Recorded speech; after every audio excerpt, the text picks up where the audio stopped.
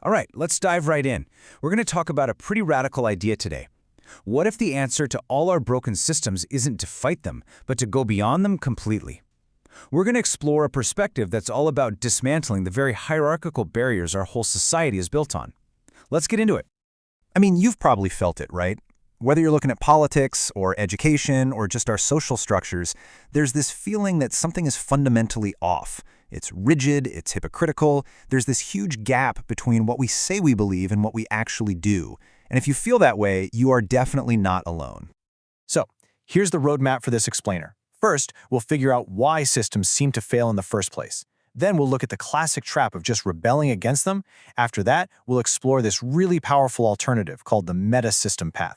We'll even imagine what a whole society built on this could look like, face the real-world roadblocks, and wrap up with a totally new way of seeing everything. Okay, first things first. Why do our systems feel so broken? Well, the core idea here is that their failure isn't a bug, it's a feature. You see, systems are designed to manage and control people, not to set them free. And how do they manage us? By breaking us apart. They thrive on duality, splitting everything into us versus them, good versus bad. This actually fragments our own minds, creating what our sources call a normalized schizophrenia. You know what I mean? Like being devoutly religious on Sunday, then absolutely ruthless in business on Monday. That gap, that internal split, is exactly where the system takes root, turning our living, breathing experiences into cold, dead rules. So, when you see a broken system, what's the most natural reaction? You fight it. You become anti-system. But here's the thing, that's the first big trap. It's a totally understandable move, but it just keeps you locked in the same old game. See, being anti-system means you're still defining yourself by the thing you hate. You're the anti to their pro. You're still caught in their game of us versus them, oppressor versus oppressed. And the crazy part is, by fighting the system on its own terms, you actually give it power. You become its other half, its pressure release valve.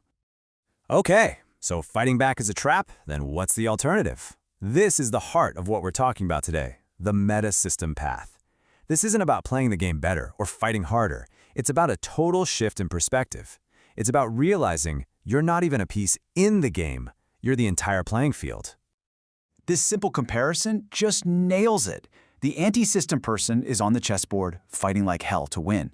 But the meta-system perspective, it's the quiet, aware space in which the entire game is being played. It's a total game changer. Let's break this down even more.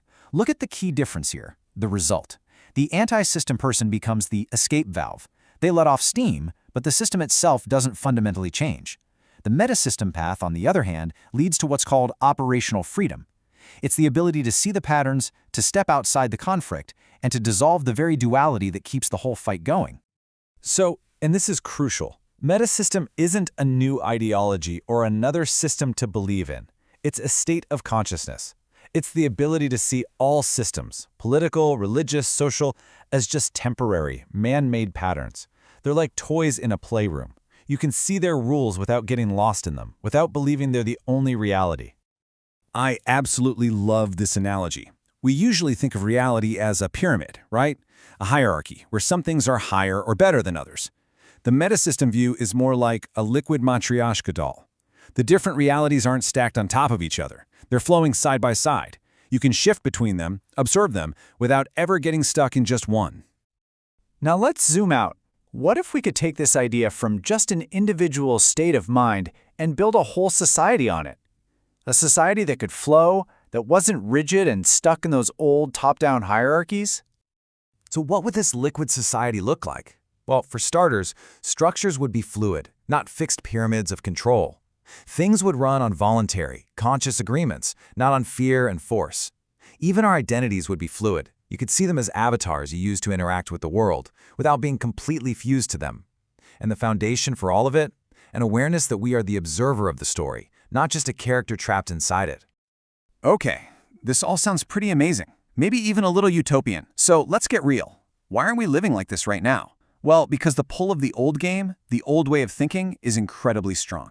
There are some major roadblocks. So what's holding us back? Our sources point to 5 big ones. First, just the deep programming of our own minds, our fear, our egos. Second, an economic system that's literally built on the idea of scarcity. Third, our collective, deep-seated fear of losing control. Fourth, even our language constantly chops reality into opposing pieces. And finally, all the unlooked-at parts of ourselves, our collective shadow. This quote really gets to the economic heart of the problem. As long as we believe we're all fighting over a limited pie, whether it's money or power or even love, we will always create hierarchies and us versus them thinking to protect what we think is ours. Duality just thrives on that fear of not having enough.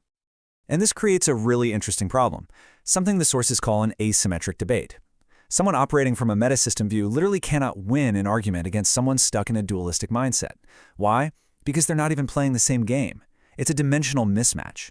One person is trying to prove they're right, and the other is just observing the pattern of the argument itself. So where does that leave us?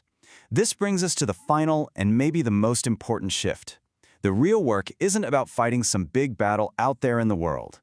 It's about a quiet, internal shift in how you see everything. The real work, at the end of the day, is not to argue with the system. It's not to win the debate or convince anyone of anything.